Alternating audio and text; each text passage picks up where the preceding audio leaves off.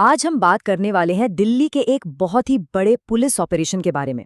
ये एक ऐसी कार्रवाई थी जिसका मकसद था शहर में फैले ऑर्गेनाइज्ड क्राइम के नेटवर्क की कमर तोड़ना। तो चलिए हम सब मिलकर इस पूरे मामले को और गहराई से समझते हैं।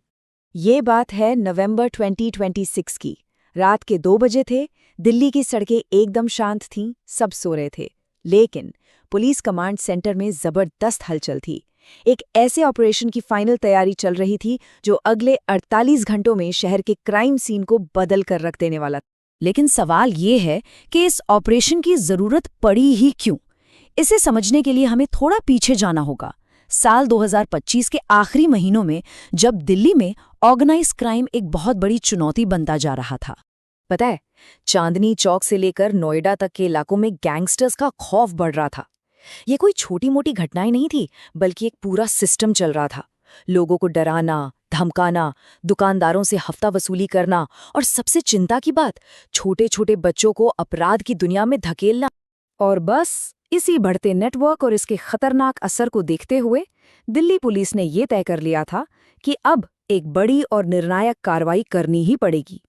एक ऐसा एक्शन जो इस पूरे सिस्टम को जड़ से हिला दे। और यहीं से जन्म हुआ एक मिशन का, जिसका नाम रखा गया ऑपरेशन गैंग बस्ट। इसका मकसद एकदम साफ था और इसे पूरा करने के लिए वक्त बहुत कम।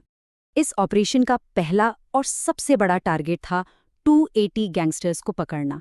ये वो लोग थे जिनकी पहचान दिल्ली के अलग अलग इलाकों में क्राइम सिंडिकेट के सरगना के तौर पर हुई थी। और इस टारगेट को पूरा करने के लिए टाइम कितना था? सिर्फ 48 घंटे। जी हाँ, बस 2 दिनों के अंदर इन सभी 280 अपराधियों को सलाखों के पीछे पहुंचाना था। लेकिन ये मिशन बिल्कुल भी आसान नहीं था। जिन गैंग्स से सामना था, उनका रिकॉर्ड हिंसा से भरा हुआ था। उनके पास अवैध हथियार थे और कुछ ने तो अपने घरों में खुफिया ठिकाने तक बना रखे थे। और क्योंकि ये एक सरप्राइज एक्शन था, तो इस बात का पूरा खतरा था कि वो लोग जवाबी हमला कर सकते हैं। और फिर वो कार्रवाई शुरू हुई, जिसकी प्लानिंग महीनों से चल रही थी। अगले 48 घंटे दिल्ली पुलिस के लिए बहुत ही अहम होने वाले थे। पहले दिन ठीक दोपहर 12 बजे दिल्ली के 55 अलग अलग ठिकानों पर हजारों पुलिस वालों ने एक साथ रेड की। गिरफ्तारियों का ये सिलसिला रुका नहीं, पूरी रात चलता रहा और अगले दिन तक जारी रहा। और दूसरे दिन की सुबह 6 बजते बजते ऑपरेशन का टारगेट पूरा हो चुका था। पूरे 280 गैंगस्टर्स हिरासत में थे। ऑपरेशन अपने टारगेट में तो कामयाब रहा, लेकिन असली कहानी तो अब शुरू होनी थी। जब पकड़े गए लोगों से पूछताछ का दौर शुरू हुआ, तब इस मामले की ऐसी परतें खुलीं जिसके बारे में किसी ने सोचा भी नहीं था। पूछताछ में पता चला कि ये 280 लोग कोई अलग अलग काम नहीं कर रहे थे, बल्कि एक बहुत बड़े और वेल ऑर्गेनाइज्ड नेटवर्क का हिस्सा थे। ये नेटवर्क बच्चों को क्राइम की ट्रेनिंग देता था, महिलाओं को लूटपाट के लिए इस्तेमाल करता था और हजारों दुकानदारों से हर महीने वसूली करता था।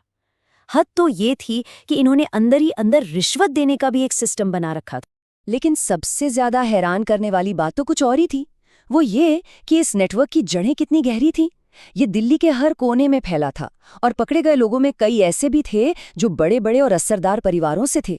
यहाँ तक कि कुछ सरकारी कर्मचारियों के रिश्तेदार भी इसमें शामिल थे। जाहिर है, इतने बड़े ऑपरेशन की कामयाबी के पीछे एक बहुत बड़ी टीम का हाथ था। इसमें 2000 से ज्यादा पुलिस अधिकारी तो थे ही, साथ में वो अंडरकवर एजेंट्स भी थे जो महीनों तक इन गैंग्स के बीच रहकर जानकारी जुटा रहे थे। और हाँ, महिला अपराधियों से निपटने के लिए स्पेशल विमेंस पुलिस टीम भी थी।